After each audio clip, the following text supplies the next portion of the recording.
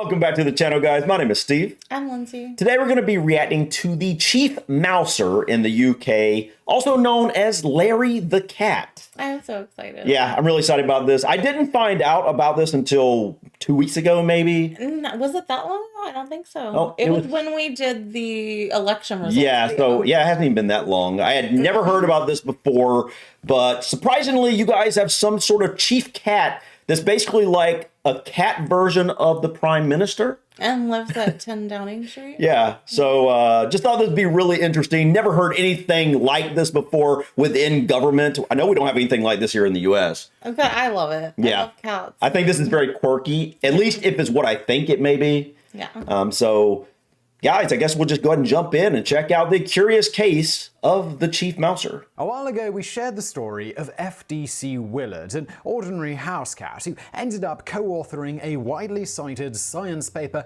on low-temperature physics. Today, we're talking about an equally impressive tabby called Larry, who is, believe it or not, an official employee of the UK government. Wait, An official employee. he's an official employee? Way to go, Larry. All right, that's kind of a little bit weird, a little quirky, but I like it. I like it a lot, actually. Originally We love cats. appointed by then British Prime Minister David Cameron and continuing on with his post through the present Prime Minister Boris Johnson. This is despite Johnson's dog, a Jack Russell puppy named Dylan, and Larry's less than enthusiastic response to this new flatmate, with the 12-year-old cat tweeting confirmation that Downing Street is going to the dogs. Wait, He's on Twitter? no. Oh, I love it. I don't personally have Twitter or well, X, X now. but I definitely would love to check out his account. That is awesome. It's also noteworthy here that Larry has previously tweeted his aspirations to Chief Mouser to the Cabinet Office. I'm a 12-year-old tabby in position longer than the leader of any UK political party. Oh my gosh, look how cute he is. I love his chubby little cheeks. Yeah. Is that a British tabby? Is that British what? short hair? Yeah. Maybe? I don't know. He kind of looks We like need to look into the different types of animals, like the different types of cats and dogs that are very popular in the UK. take the position of Prime Minister himself, caterwauling, "I'm announcing that I'm standing to become the next Prime Minister. If Boris Johnson is running, then people deserve a serious candidate too. Hashtag Larry for PM, hashtag yes we cat." Yes, we Losing cat. out on the position of PM, Larry has nonetheless managed to hold on to his post despite the power change. On that note, officially Larry's full title is Chief Mouser to the Cabinet Office of the United Kingdom of Great Britain and Northern Ireland. Oh my goodness. He has an official title. So this isn't just like them playing around, spoofing somebody on on Twitter or whatnot. This is literally a legit position in a way. Oh, yeah. That's crazy. That's adorable. I love it. He looks so regal. I mean, look at his face. He just looks, he's like, I know I'm awesome. Yeah. I know I'm special. Where did he come from? Where did he go? Where did he go? Come from Cadillac Joe? Wait, how's that go? Joe. Hi, Joe. God, not Joe. That's right. All right. Oh, Sorry, guys. Sorry. And his duties mainly involve keeping the famed residence of the Prime Minister, 10 Downing Street, free of pests such as mice and rats. Interesting. Larry is one of only a handful of cats in British history to officially assume the role of Chief Mouser, though there have been many other cats that have served essentially the same role over the years who did so without the need for a fancy title or any taxpayer money. The role of Mouser supposedly dates back to the reign of King Henry VIII in the 16th century, more specifically his appointing of Thomas Wolsey as Lord Chancellor in 1515. Wolsey was a noted cat lover and is said to have had one at his side pretty much all the time, to such an extent that a recently erected statue of him features a small cat.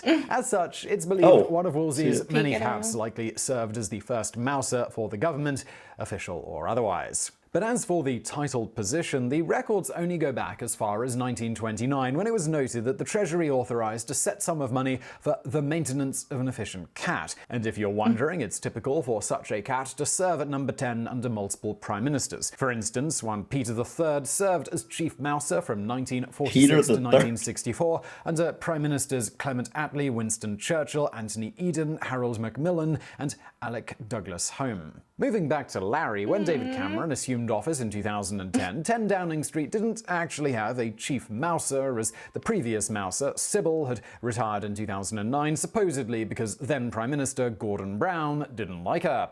Initially, David Cameron resisted the idea of hiring a replacement chief mouser until rats were noticed scurrying around outside of number 10 Downing. Oh, so that's just a legit thing. Like, they're there to My question catch mice. My question is, though, they are paid like Right. employees of the government. Right. Who What does that gets mean? that money? Like, where does that money go? Or does that just keep the cat in, like, I know, but I'm saying the who finest oversees litter? the trust, okay? The finest litter, the finest food that money can buy. Aww. That's cool. I like that. I like that. Downing Street in several live news reports in early 2011. Though Cameron denied that any plans were in place to appoint a chief mouser, internal sources revealed that there was a strong and ever-present pro-cat faction in 10 Downing Street. Apparently, this mysterious faction were able to sway the Prime Minister because, despite his reservations, he and his family went to Battersea Dogs and Cats Home in February of that year and adopted Larry Cameron, with his tenure as chief mouser officially starting on February 15th, 2011. And nepotism, it seems, knows no bounds. Needing to come up with a reason one of the Cameron surname would get such a prestigious position over so many other thousands of felines that had worked for years chasing rats and mice at various government offices. This is actually totally a thing, without so much as a good job from Mr. Cameron. Wait, that's actually a thing? I don't know if that's actually a thing here in the U.S. I've never heard of it before, like ever having actual cats that their job is just to go out and catch mice in government buildings. I don't think that is a thing here. I'd be surprised I think to find they out. just put out rat traps. Yeah, I think that they just do that. I like this. This is so cool. Now you hear of like barn cats, like you'll have on the farm. Absolutely. Cats for that purpose. Yeah, absolutely. Guys, Love it. what do you think? You love cats? I love cats. Cats is definitely, I'm definitely a cat person. Yeah. We both are. And I do think sometimes which animal between dogs and cats you like more determine your personality, whether you're more extroverted or introverted. It does seem that a lot more extroverted people have dogs. Yeah. And a lot more introverted people have cats. I think so. Yeah, it seems that way, at least on the surface. surface. A little bit of a correlation. Yeah. Probably not fully, but at least to some extent. According to official statements from the then Prime Minister's team, Larry Cameron was hired because of his time as a former stray, which they claim gave him a high chase drive and hunting instinct. They Street cat. Larry had a very strong predatory drive. Despite high praise of his ninja-like killer instinct, Larry failed to make a kill until 2 months into his tenure when he killed a small mouse and dropped it at the feet of one of Cameron's secretaries. His work ethic and skill came under further scrutiny when anonymous sources revealed that Larry had been caught sleeping on the job on multiple occasions and even once took a swing at a journalist. A year into his tenure at Downing Street, a press officer urged people to remember that Larry's job doesn't just involve hunting mice and rats, adding that his responsibilities also include greeting guests to the house, inspecting security defenses, and testing antique furniture for napping quality. On that note, though he's not a particularly effective chief mouser, it has been noted that Larry is exceptionally talented at greeting and entertaining guests, I would think that having a cat that's very sociable would be a positive thing. It would put people at ease, you know, and it kind of breaks the ice in a lot of ways. It does. For a lot of people. And I haven't really looked into 10 Downing Street. I'm not sure all what goes on there. I'm guessing there are some pretty interesting. Isn't it like our version of like. It's where the Prime Minister lives, I believe, right? Of the UK. Yeah, in a way. Yeah. So I'm guessing a lot of really important work goes on there when it comes to governmental functionings and things like that. So I think something like a cat would kind of, like you said, break the ice, would kind of lower tensions a little bit, things like that. Wouldn't be as serious. Yes. Particularly children who seem to prefer his company to that of the prime ministers that have passed through that office, while Larry has reigned silently in the background. That said, Larry has been noted to be slightly averse to men, particularly when he hasn't met them, with the curious exception of former United States President Barack Obama, who Larry warmed up to immediately upon their first encounter. Larry also attends various benefits and charity events on behalf of the government in an official capacity. In regards to his more specific role of contemplating a solution to the mouse occupancy of the house, the UK's government website features the only known official government quote from Larry, though, as alluded to, he does maintain a Twitter account for non-official correspondences. This states that his solution to the problem is in the tactical planning stage. There have been no updates on the status of this plan since, and he's been in the position for almost a decade now. Wow. Despite his lackluster work ethic and clearly being appointed to the position just because he'd scratched the backs of those in power, Larry captured the hearts of the people of Britain and has received many letters, treats, and gifts from admirers over the years. However, several years ago, Larry's position as Chief Mouser was put in jeopardy when a new, younger female cat called Freya was brought into number 10 Downing Street. What? Freya, who was presumed dead at just 6 months old when she went missing from her home in Notting Hill in 2000. Wait, after all those years, they were seriously considering... No, I think she Freya. ran away from home or something. She probably heard the news and wanted to be prestigious as well, and she ran away from home. And she went to 10 Downing Street to try to take the title. Huh. I guess. I'm guessing she wasn't successful. No. 2009, was found alive and well over 2 years later and returned to her family. This was none other than the Chancellor of the Exchequer, George Osborne, and his family. They're the occupants of number 11 Downing Street. She immediately began giving Larry a run for his money. Along with being more proficient at killing mice than Larry, no doubt due to being toughened up via her life on the streets for 2 years, Freya was decidedly more politically inclined, preferring to spend her time in the restricted areas of 10 Downing Street, where secret military missions and other classified matters were discussed. Larry, on the other hand, at the time, mostly was just noted for falling asleep on David Cameron's suits in his personal bedroom. No doubt sleeping with the boss helped Larry keep his cushy government job despite not actually getting any results. For example, it was noted in one instance that Larry even outright refused to move when David Cameron saw a mouse run across the floor of his study. Cameron attempted to wake Larry up to do his job, but Larry just lay there uninterested in chasing the rodent. On another occasion, the Prime Minister hurled a piece of cutlery at the mouse during a dinner with his ministers when Larry was similarly too busy napping to catch it. The mouse escaped unharmed. This is a perfect example of when you have more, you become entitled. Clearly, he's like, oh, I'm already being fed the best food. True, yeah, I don't that's need true. to catch a mouse. That's true. I can't be bothered.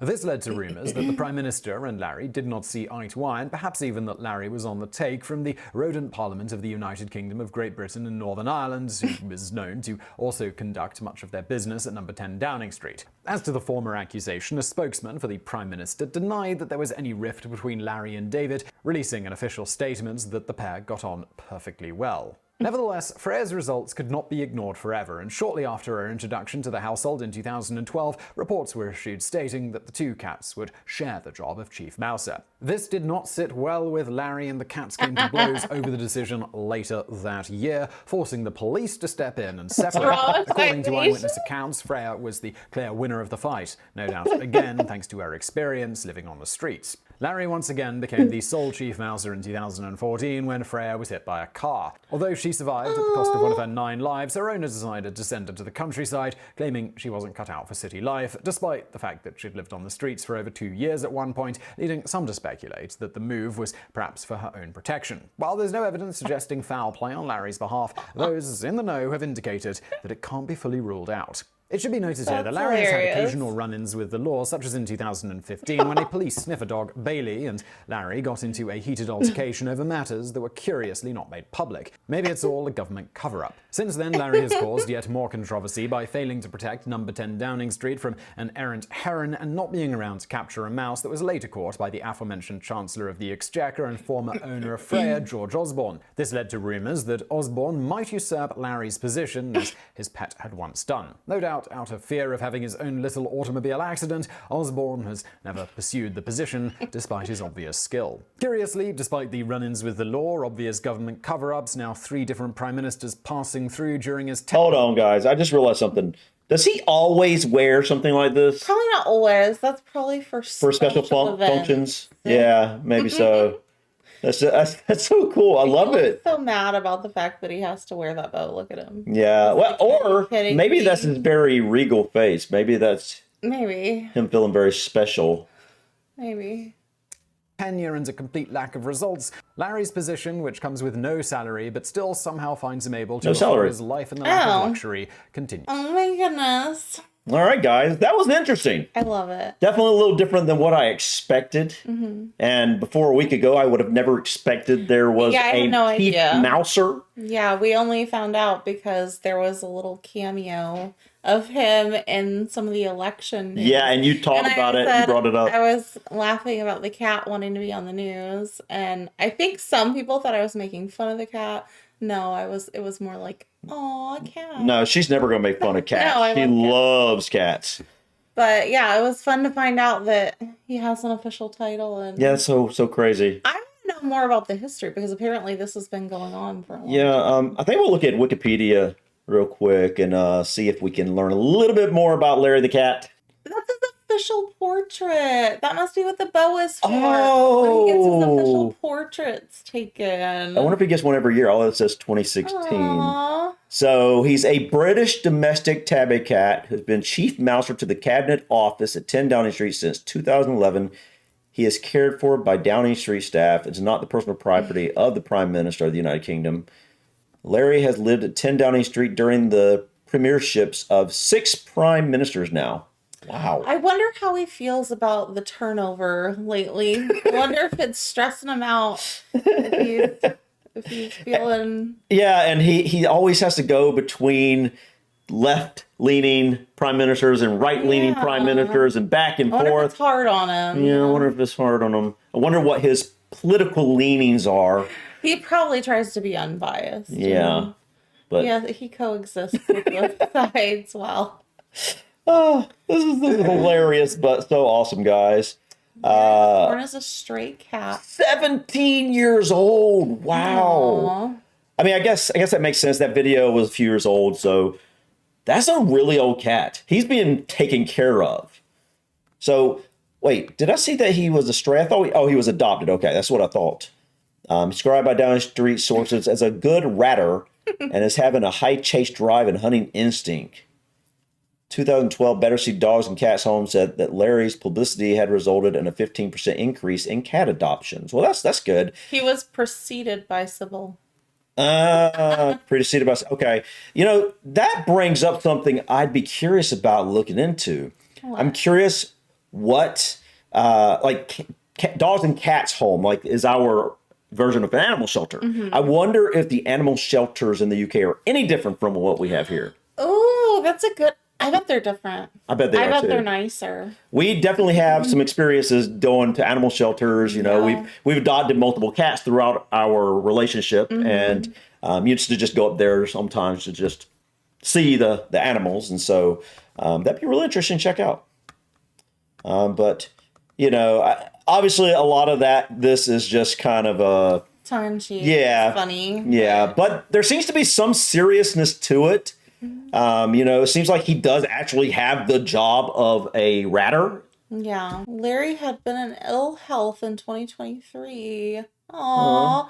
And they were making preparations for his death. The statement from Downing Street denied this and described Larry as happy and healthy. Oh. Okay. That's cruel. Head of this election, an opinion poll showed that Larry had a higher favorability rating than both then Prime Minister and the current Prime Minister. Oh my God. I would expect. I mean, I'd give him thumbs up. Absolutely. Yeah.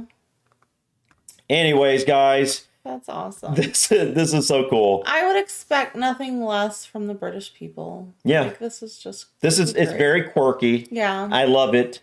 I wish we had I wish we had something like this here. Yeah. But usually when presidents come and go, they bring animals with them. They take animals away. But you never really get to know the animals like you do with Larry here. There's no, from what I understand, there's no official portraits. I don't think I've ever seen an official portrait of a president's animals. And even if you did, they would only last for max of 8 years there. Anyways, guys, this was really interesting. Yeah. Thank you so much for stopping by. Please click that like button. Feel free to drop your comments or suggestions about this video or others. And don't forget to subscribe to continue to follow us on our journey to discover anything and everything from the UK and Ireland. Till next time, guys. Peace.